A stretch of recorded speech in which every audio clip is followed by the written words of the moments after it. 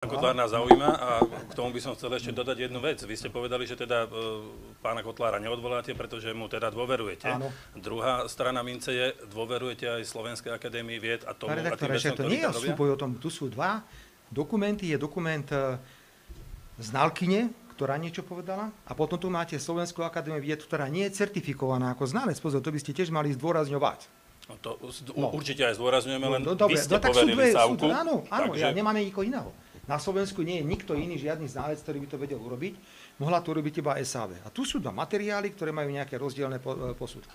Takže prosím, nechajte solidného pána Kotlára, je to jeden slušný, opakujem, slušný, čestný človek a veľký bojovník. Veľký bojovník, on dobre vie, za čo bojuje. Ja mu v mnohých veciach neuveriteľne fandím. Pán redaktor, viete, koľko ľudí zomrelo po očkovaní?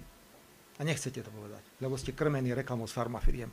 Keby ste boli frajeri, tak povyťahujte všetky medzinárodné analýzy, ktoré sú, aby ste povedali, čo všetko očkovanie spôsobilo na zdravotnom stave ľudí. Len to neurobíte nikdy.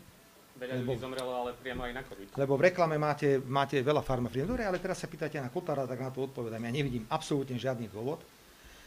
A ak tu ja počúvam nejakých predstaviteľov Hlasu ohľadne pána Kotlára, tak si myslím, že by sa mali skôr zamyslieť nad tým, čo povystrajali s tendrom na záchranky. Je to také zvláštne, že teda oni prichádzajú s tým, že poďme sa venovať Kotlár. Kotlár nie je problém.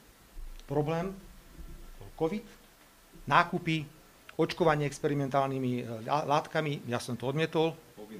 Dokonca povinné, aj tomu som sa ja teda vyhol našťastie, takže všetko bol v poriadku. No, som rád, že žiješ, keď to má takto povedať. Takže toto nie je téma. Kotlár má moju plnú podporu, bodka. Cez moju mŕtvolu neexistuje.